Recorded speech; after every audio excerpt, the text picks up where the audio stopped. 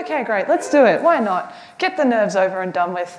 Let's go back a slide 1 sec. Before I begin, I'd like to acknowledge the traditional lands which we are meeting/learning from today, the Wurundjeri lands of the Kulin Nation. Sovereignty was never ceded. Just wait a sec. Cool, so back to this slide again. Ooh, that was loud. Okay, and also I will stop every now and then. Sometimes I go too fast, sometimes I go too slow. So I'll check in and really just tell me how it is. I don't care, I've done enough now that I just want you to tell me. And yeah, that's it really. Cool, so let's do it. That's me, I'm Sorcha. It's spelt very different. I don't expect you to remember it. Make up another nickname if you want. Just make sure I know what it is so when we're talking I can figure that out. I'm currently the Employer Brand and Industry Relations Manager at Playside Studios. It's a very long title. It basically means I do industry relations and all of the fun conferences and connections here and support the industry growth. I was previously a producer. So that's what this talk is about if you're a little bit confused because I have 2 different titles. So this is a production talk. And honestly, I'm actually really excited to take you through it because I've got some real examples from my own experiences, and there will be slides available later so that you can learn from as well. So why am I doing this? Why me? Who the hell am I? Am I even relevant? Probably to some extent, I hope. These are the companies I've worked with in the last 8 years in games. There's some more, but I haven't included everyone because for alignment, I wanted to have 4 on both sides of the screen. And here's some of the clients on the right. So in this talk, when I refer to stakeholders, I'm generally referring to clients and external people, but I also have references internally for people of importance or high profile, or people who have a stake in the project or what you're working on in general. So with these companies, these aren't exactly paired one-to-one, by the way. These are just a couple of people to keep in mind. So I'm going to be talking about 2 games today, and I'm very excited about this because I've worked on both of them, and they will have some real examples. The first is Dumb Ways to Survive.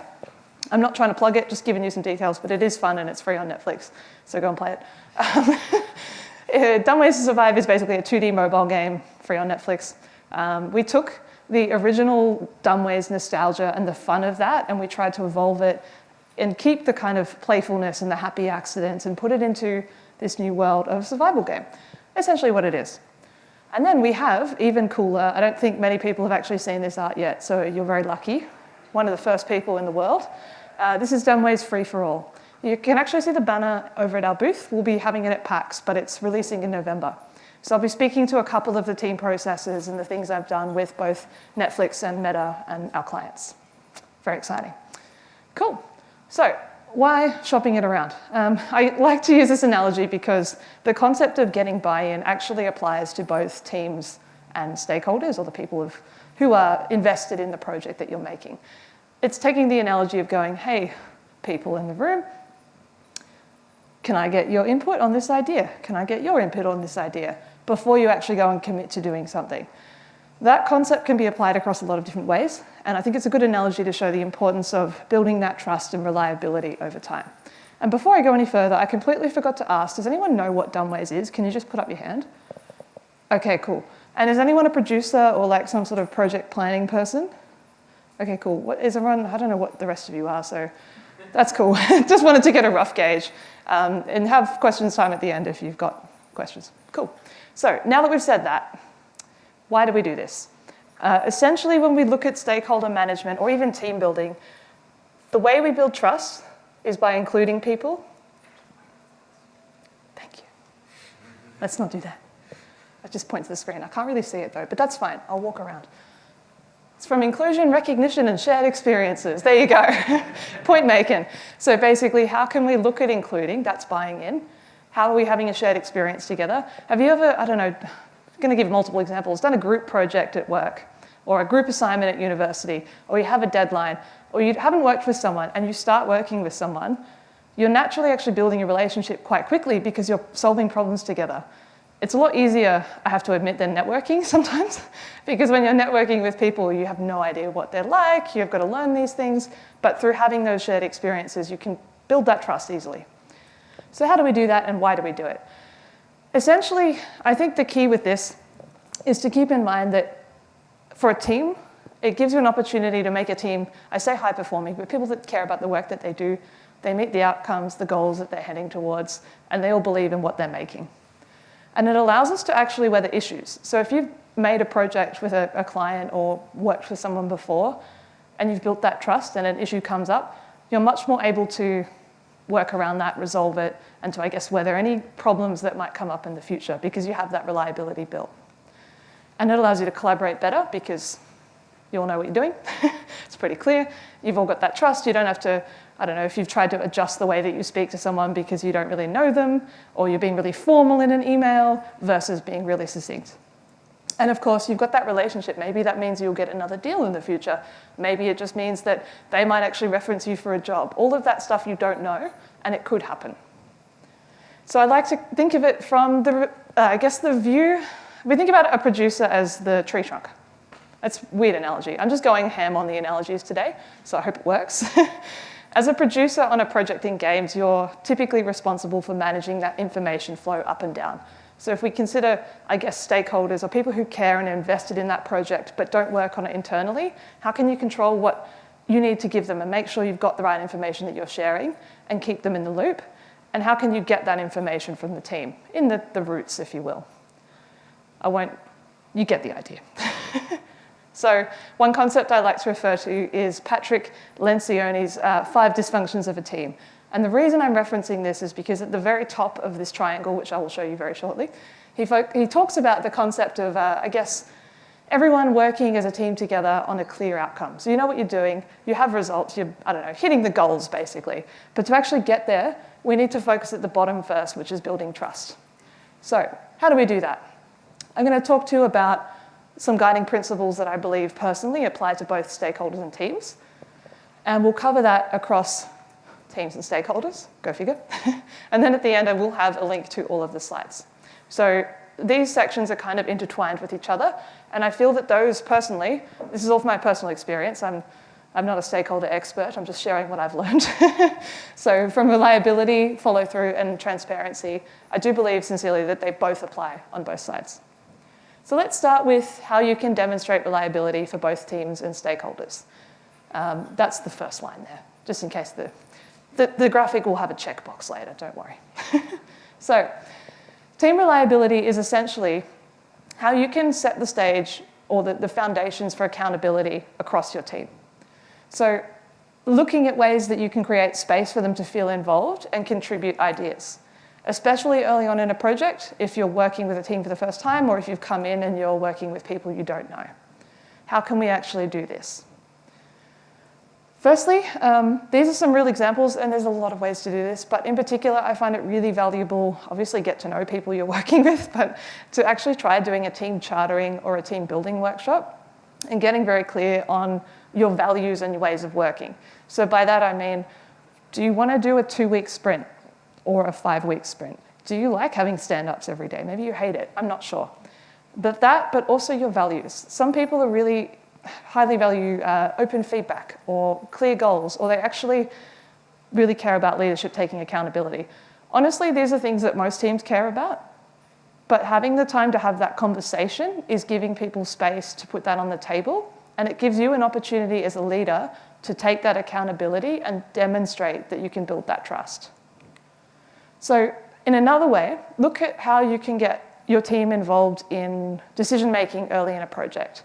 So I think on one hand, it is really important to, whoa, that was my shirt, sorry, to get the team involved in, I guess, mechanics and features and concepts. So if you're building something, the team are the experts, especially on a game development project. I think it's quite easy as a leader to feel separate and go, I don't know, I decide to do X, Y, and Z. But where is it valuable to get everyone's input and on what decisions in particular? Demonstrating that early on in particular gives everyone a sense that they trust that you will involve them in the right decisions and they're not going to be left out. And the same applies to the vision of a project. I think this is a really important one as a game director or a game lead or someone who holds the whole vision of what you're making. Check in regularly. A month in, a year in, whatever time, the core pillars and the mechanics that you've built, are you actually still sticking to that? The team are the one making the things, doing the game, making everything come together. Do you genuinely feel like what you're making is building towards that vision? So, God, that's tiny. I've broken my own rules of slide formatting. I hope you can all read that. It says Tuckman's 5 stages of team development. I'm sure, actually, is anyone familiar with this concept? Might as well ask you. Okay, cool, great. Fresh audience, cool. So Tuckman's 5 stages of team development looks at across, so it's a model, right? So from the start of a team to adjourning is basically when you finish the project and everyone's sad that it's over. Literally. So when you start with a team, everything's cool and new and exciting. And usually there's a bit of butting heads when you get to storming. So this is where your values start to clash. Maybe you're new to working with someone and you need to learn a bit more. And then ideally norming is pretty normal, as it implies. Performing is where you want to be. Theoretically, a project will flow through this anyway, and this phase. And ideally, regardless of what you do, there will always be some sort of discussion and clash of challenges and ideas. But what we want to do is actually focus on that stage as much as we can. Even if you're new to a team, you'll find that people can go back and forward between these stages all the time. But the importance of the storming phase is that you're agreeing on what you find valuable and what you all want to work on. So if we don't do that, you kind of get stuck in this fake, like, hey, Bob, yeah, it's great. And you don't really care about them. You know that fake smile that you put on when you don't really like the person you're working with? I'm not saying that's real, just trying to give an example. You put on something where you've got to, you want it to be authentic, right? That's not a real story. I'm just trying to make that up. So let's take that further and see what that might actually look like. On Dumb Ways to Survive, we ran a team building workshop very early in the project, and it was great because I think it gave, this is a snippet and I'll explain it shortly. Essentially it was, hey everyone, let's get in a room and talk about what we care about. Obviously I've blurred out the post-it notes because that's real stuff from the team, and I'm going to do that throughout the talk, but I'm happy to tell you more about these processes later. So you can see collectively through the workshop, we went through a series of things that we did.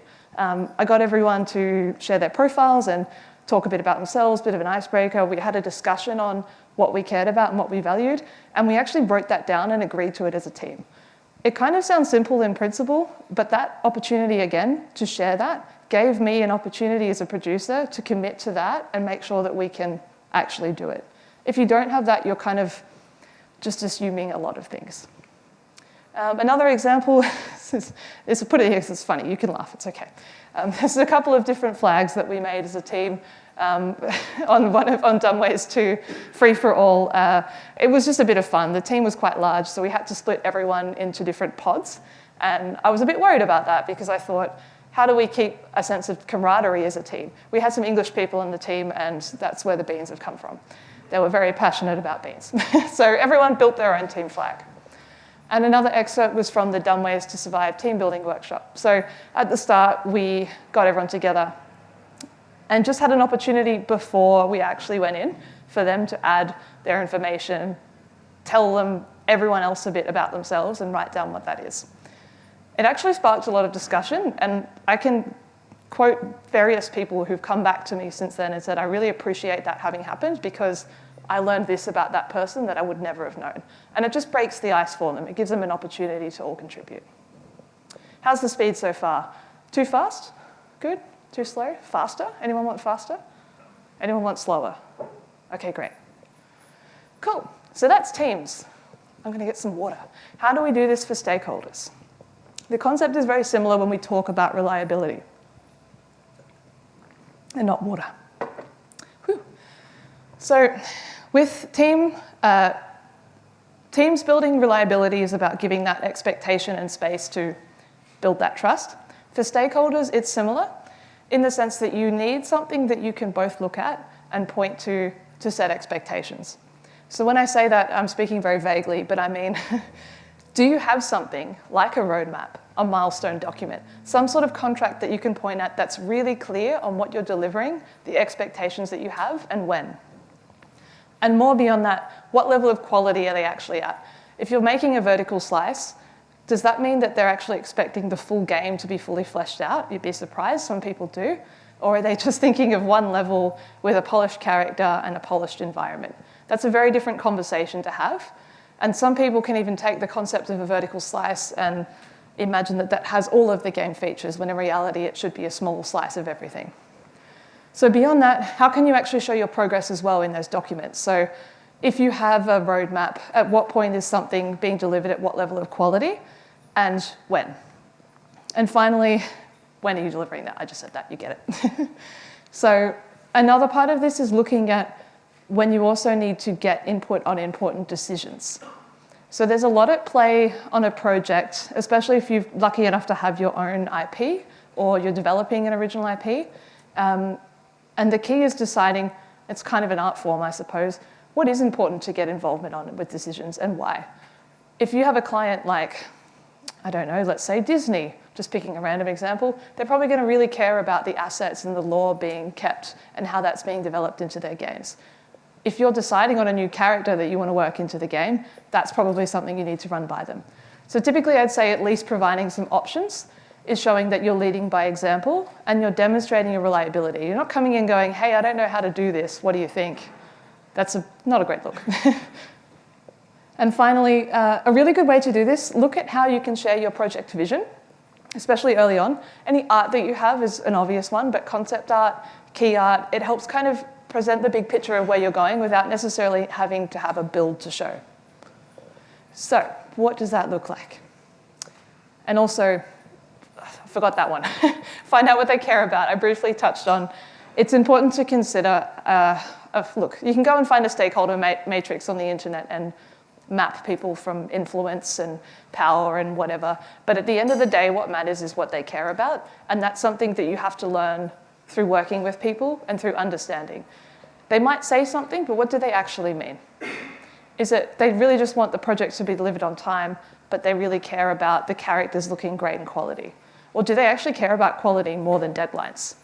Sometimes people don't always say these things, but it's through working with them that you need to kind of uncover that and establish that relationship. So this is a fake roadmap, by the way, just putting that out there right now. If we take a random, if we were to make a hypothetical dumbways game, you'd probably have some elements of maps and a fatui and, I don't know, maybe it's got a different lobby system and some beans that you want to collect. I'm just making up a dumbways game here, being really clear on that. So we've got alpha and beta. So if I wanted to be really clear on expectations with a client or anyone on a project that was working closely on a game, like a dumbways game, or anything at all, to be honest.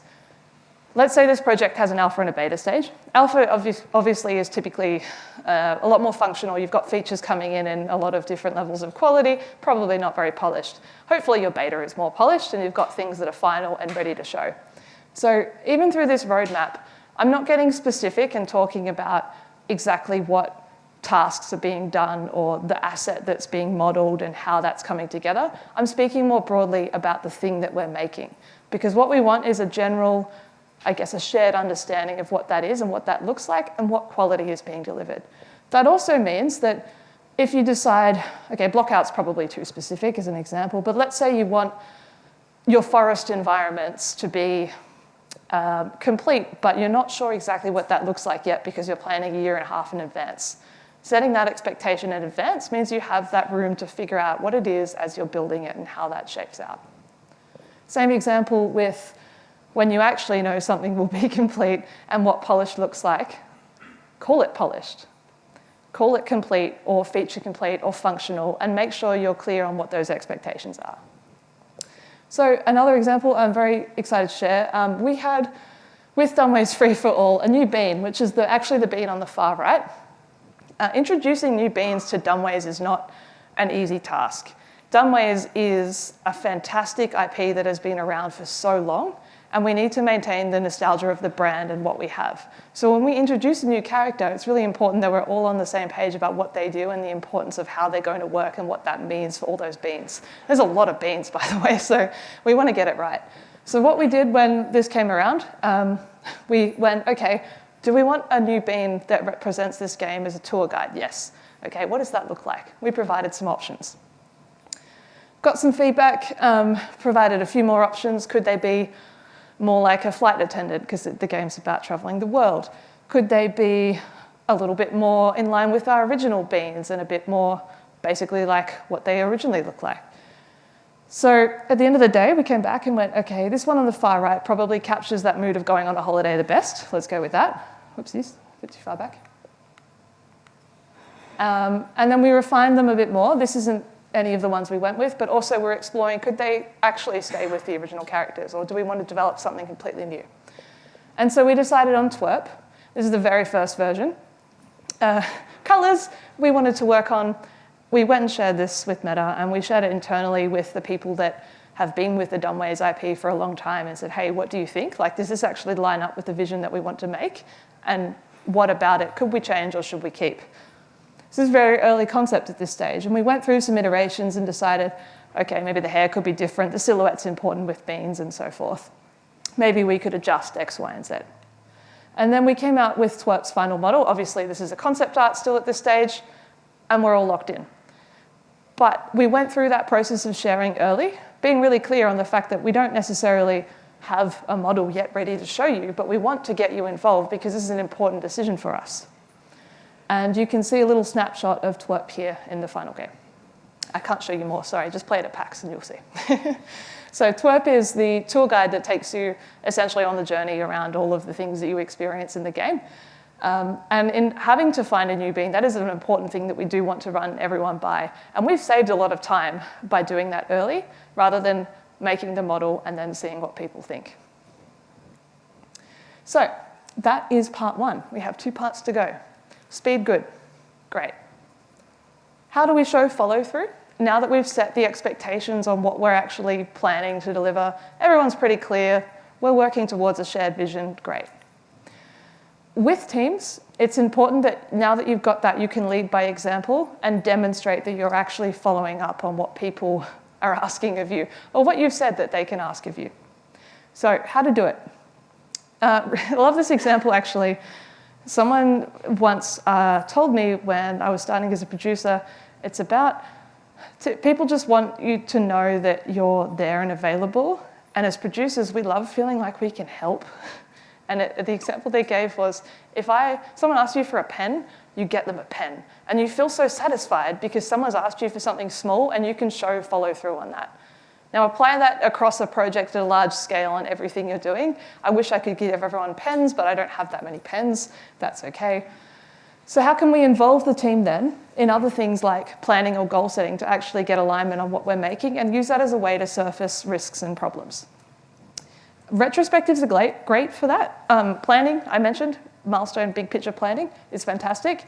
And look at ways where you have opportunities to keep each other accountable. So you're not just, if you have a retrospective, coming in and going, oh, these are my problems and woe is me, code reviews and so forth. And you have accountable actions that you can follow up on. You know who is doing what, and you can come out with a clear guide. Why we do this? There's a difference between acting like you're a leader and actually being one. Sounds, I guess, like an obvious, I feel like that should be a piece of wisdom that goes around the world.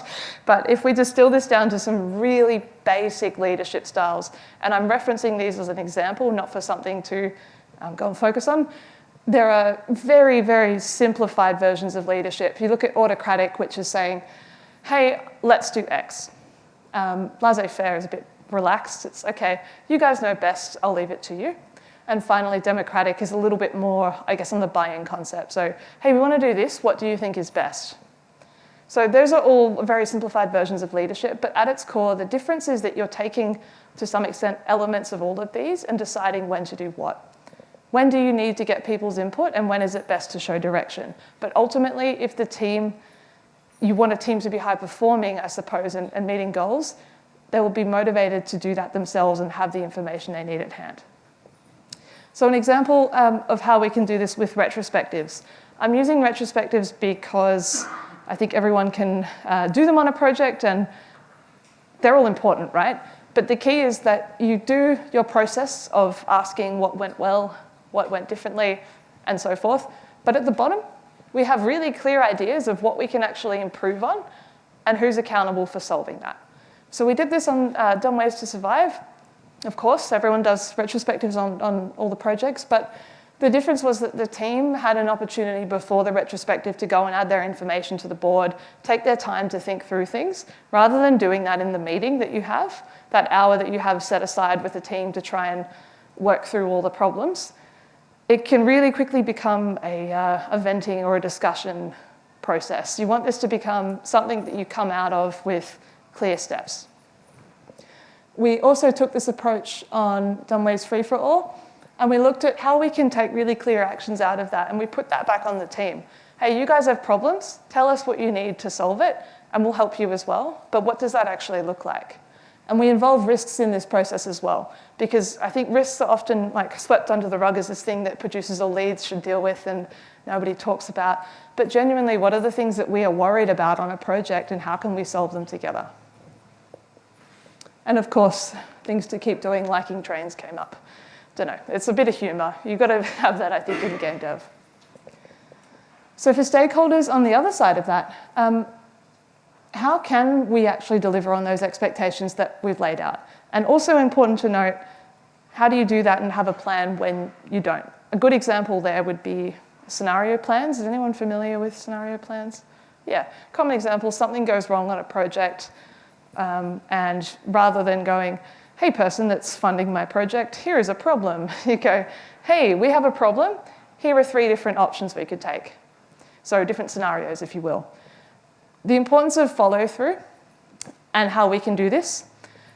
Really obvious example, but being on time and showing up, not just for, hey, I've got a delivery or a deadline or something due, but not consistently being late to meetings, especially if it's an early relationship, it's noticeable and people will pay attention to that. And it's little things like being reliable, following through on an email relatively promptly, not leaving it for a week, that actually add up mentally and build up in people's minds.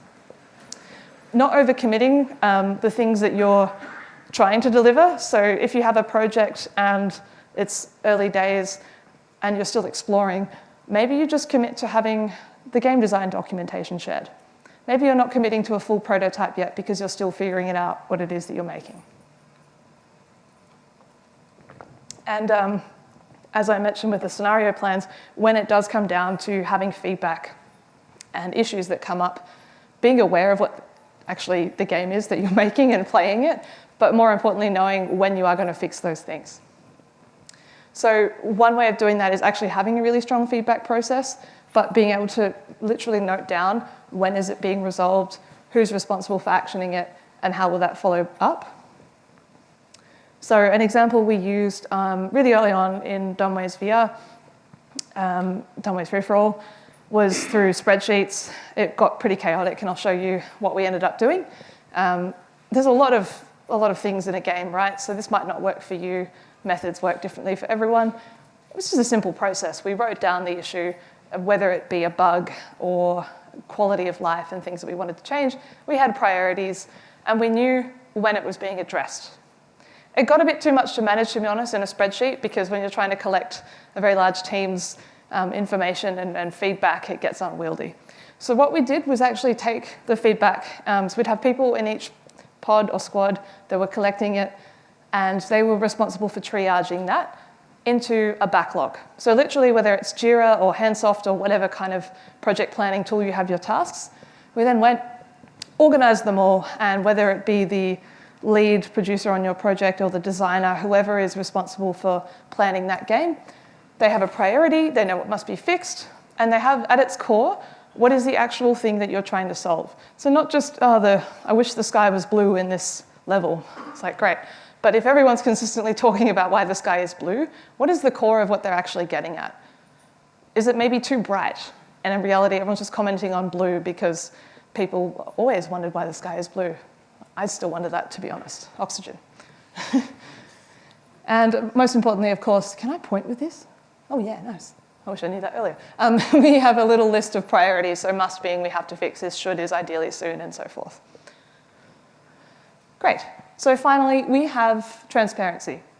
I think this is a really good concept that you can just take throughout any kind of stakeholder or team management or whatever you would like to get buy-in in, because transparency is about being upfront about the issues that you have and knowing when and how to bring these things up. When it comes to teams, it's about being open on what the challenges are as a project. The more you withhold information, the more likely you are to damage that trust. And of course, I'm not saying go and tell everyone your project budget and be like, cool, it's terrifying, or something like that. But It's looking at being realistic about what it is that you're working towards and how you can address things as a team. So how do we do it? Project planning, now specifically long-term planning, is a great way to surface any problems and risks. So not just what are we doing for the next 2 weeks ahead, but can you do a milestone or a roadmap plan and actually realistically talk about, say you're building an FPS multiplayer game. Oh, hectic. I wouldn't want to even think about building an FPS multiplayer game. But okay, there's some really obvious examples. If you're planning the next 3 months ahead, like how does the shooting mechanic work?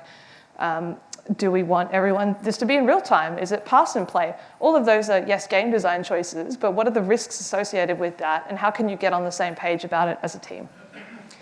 And then taking accountability as a leader. So small things, if there is a mistake or a problem that happens, how can you take ownership for that, whether that be someone's brought up a problem in a meeting that you didn't address. Being open and acknowledging the fact that, yes, I'm owning that and that didn't occur, and here's the next steps. I'd also like to point out reviews and playtests as a way of actually celebrating the positive things that you can do together, and also acknowledging how things are progressing well or not well in a game. And then, like I mentioned, when are you involving risk discussions? So whether that actually be in planning or you have, I don't know, some people like having whole meetings to talk about risks and things on a project, whatever that might look like. So I referred to long-term planning, large-scale planning, if you will. There's a couple of different words for it out there. One is big room planning. You may have also heard of agile at scale or SAFe or PI planning. Basically a lot of jargon to say planning big things in the future. How can we do this in a way that we can involve challenges and issues on the project? So on Survive, very cute little image, we had a lot of environments that we wanted the players to explore.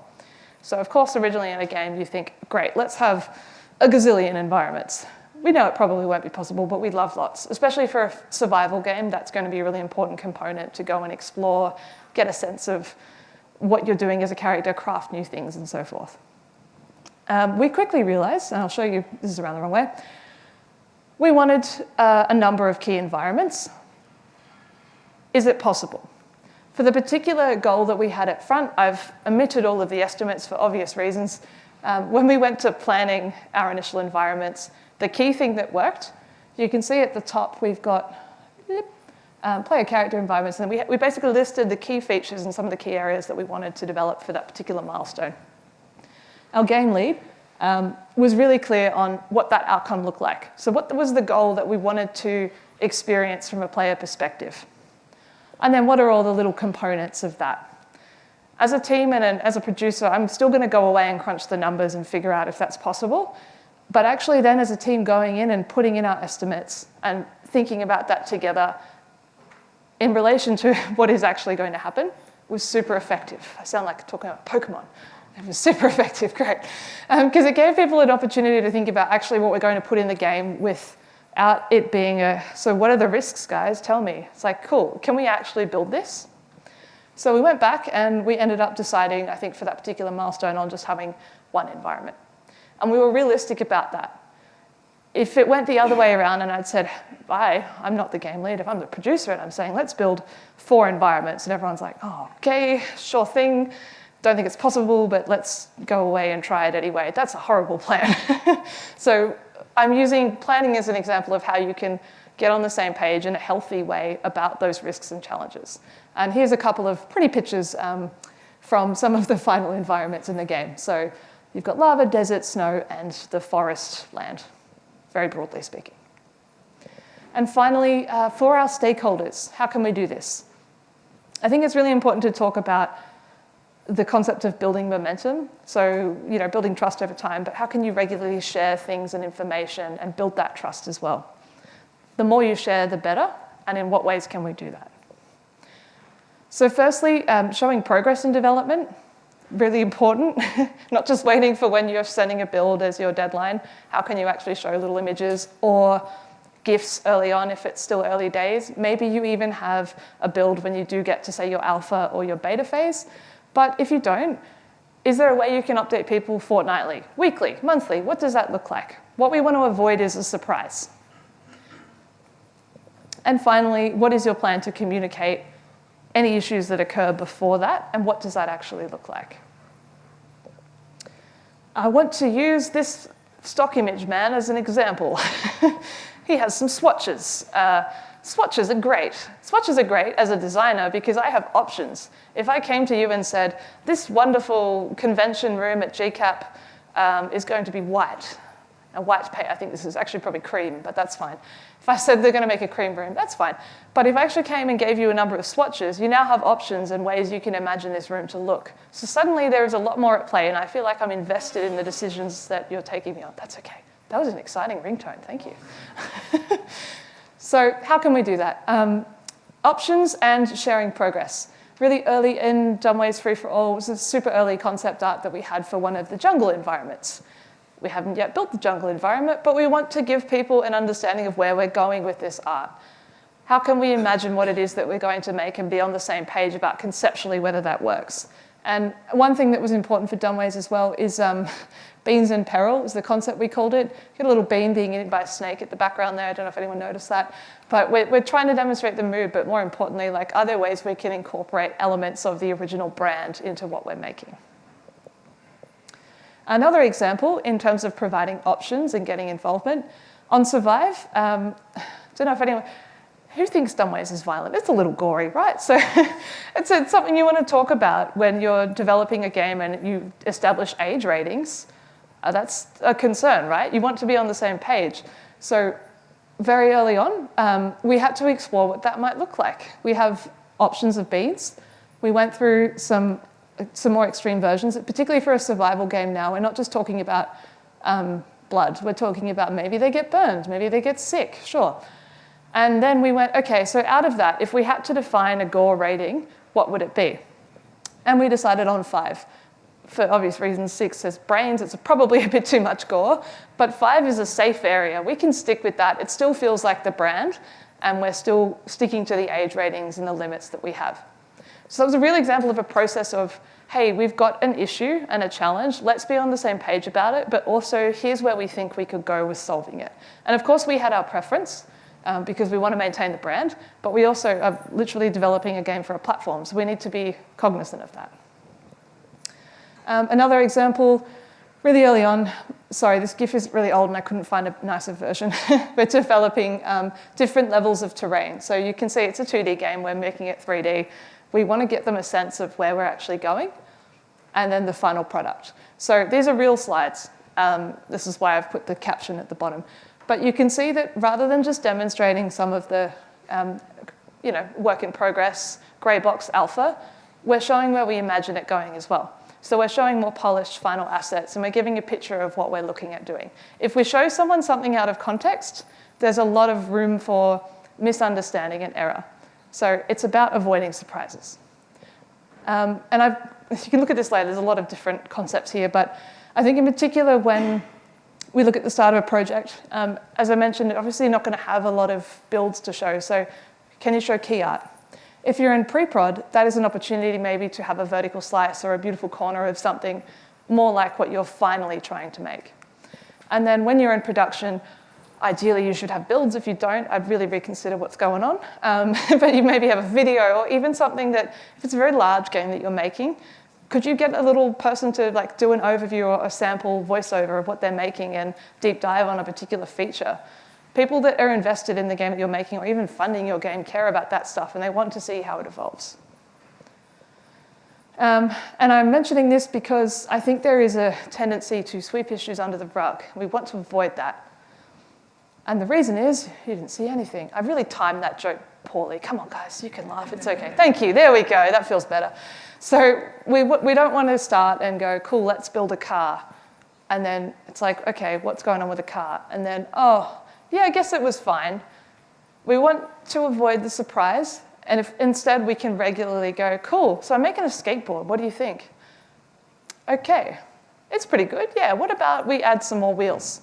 Yeah, great, that's fine. And then at the end of the day, ideally we're happy, and it's like this.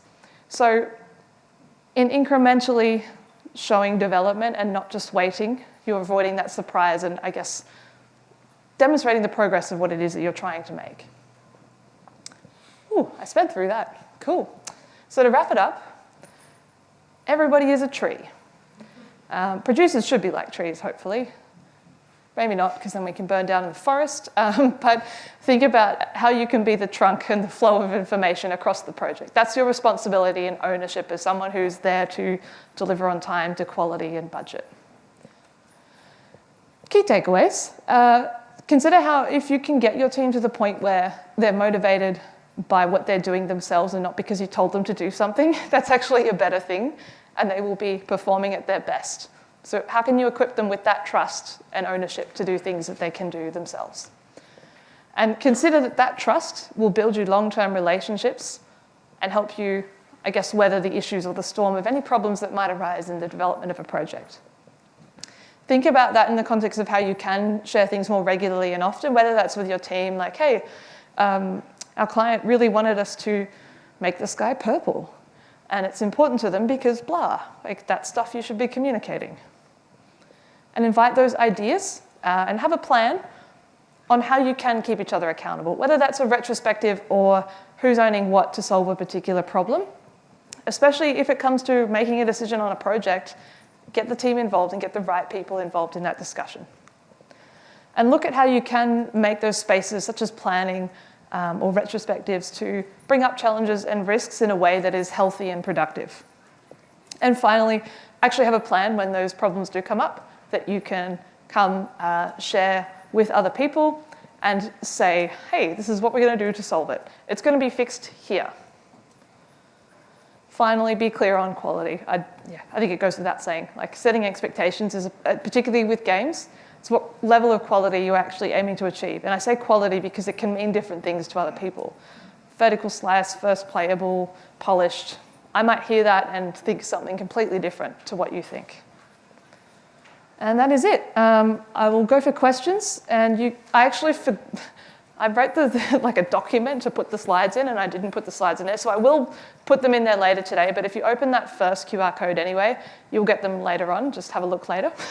And there's my Twitter and my LinkedIn if you'd like to keep in contact and chat anything, really. Dogs, coffee, birds. I also like scuba diving. Haven't done it in a while, but I'm also happy to talk about it. All right, just giving you a second to put in the QR code. That's okay. And yeah, any questions? Thank you.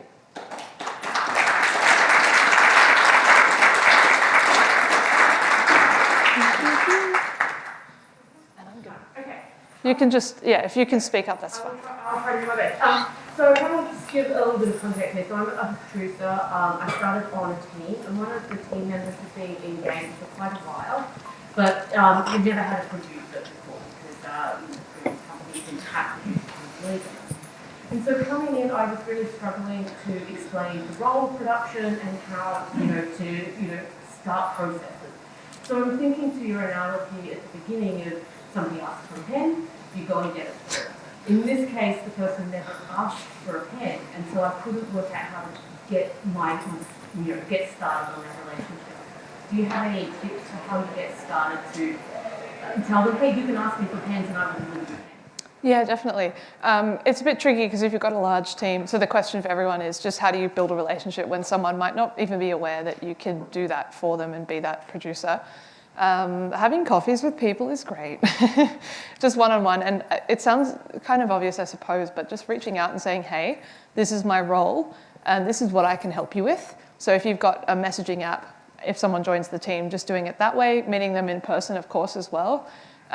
Some projects even go so far as to have like a place you can go and list your role and what you do. If you've got multiple people, you can put that on your Confluence or whatever kind of page you've got all your team members on as well. And a lot of it actually just comes down to making them known to you. And again, like the pen example, finding little opportunities to help. So if someone's just joined a project, hey, here's the project documentation. Or if you're in a meeting and they said they have a question, following up on it that day. It might be as simple as, how do I get the GitLab details? It's great. Here, let me help you with that or find you someone that can. And that's the way you can build that early trust.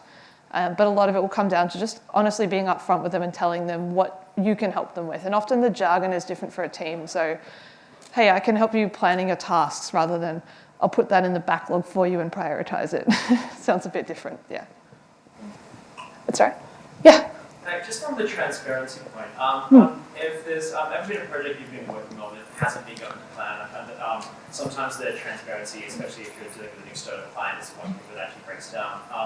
Do you have sort of any tips to make sure that you are sort of keeping some honest to yourself and actually still being transparent up to a point and finding where that line is, especially where, there's a project that's not going so well?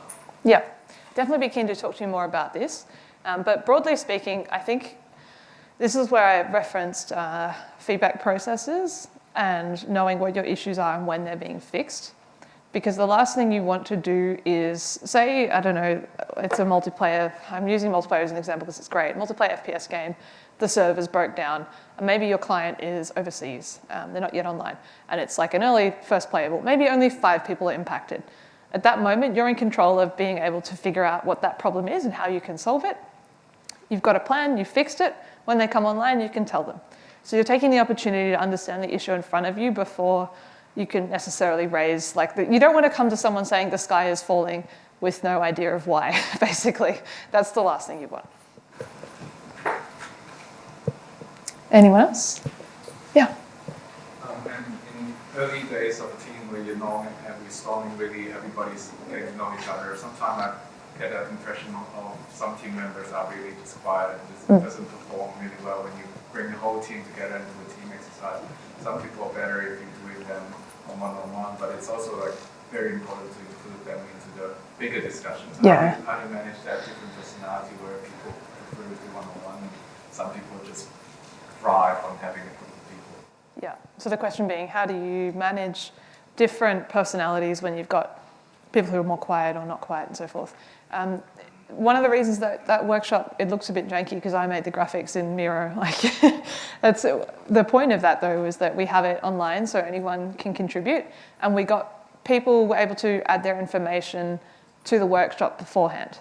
So look at, if you are doing a team-based exercise or planning of any kind, how can you involve people that are a bit more introverted? For example, rather than doing a brainstorm and a discussion, maybe you do brain writing. People just literally write up their ideas in quiet silence, and you've got someone facilitating and grouping everything together. So it's about considering when you're designing those things how you can involve everyone, and keep in mind that you can't cater to everyone all the time. And sometimes people, I'm not saying make them uncomfortable at all, but in a workshop like that, we did have more introverted people who maybe didn't say much, but they could still see what everyone was sharing about themselves, and it gave them an opportunity to reach out quietly. So you might not see that people are necessarily always doing that, but they actually might be, and they open up slowly over time and perhaps just don't show it in a way that you would expect. Sorry, that's a broad answer. Does that help? Yes. Oh, well, I think lady with the glasses first, yeah. If you put your hand up when people are directly in front of you, and your hand up. I noticed on one of the slides you talked, one of the points was don't overcommit, and I just was wondering if you could elaborate on strategies for not overcommitting to things in client meetings when you're trying to be transparent and you want to follow through, but how do you follow through on something you don't want to necessarily commit to? Yeah. Definitely. Also, we are at times. If anyone needs to go, I'm not offended if you just get up and leave now. I'll answer this question and then I'll head outside. How do you not overcommit, basically, but also be transparent? I know all of the things I said are kind of competing and contradictory, right? The key is, I sound like a broken record, but planning. So there's different phases. If you're starting a contract, you pitch your game. It's very high level. You're talking big picture. And then ideally, you'd have something like a contract deliverables broadly that you want to look at sharing with them. The key is not to lock yourself in too much at that point, because I don't know about you, but not many people can sign a pitch and be really clear on exactly what it is they're going to make because they don't yet know what the game is. Maybe you do, and if you do, good job. So once you've got that high-level contract, then usually you're at a point where you can start planning things into milestones and being a bit more specific as to, hey, we want the FPS shooter, we want to have the multiplayer lobby in this milestone at a functional level, but not at a completed level. And that's broad enough that you can say, hey, it's functional, that implies it's got the mechanics there, but it doesn't look pretty. Great. That's sometimes enough for people just to get an understanding of where you're going. And then, of course, the key is as you progress to get more specific as you go. as you build an understanding and I guess the team velocity of how long things actually take. Cool. Well, thank you very much, everyone. I'll be outside if you have any more questions.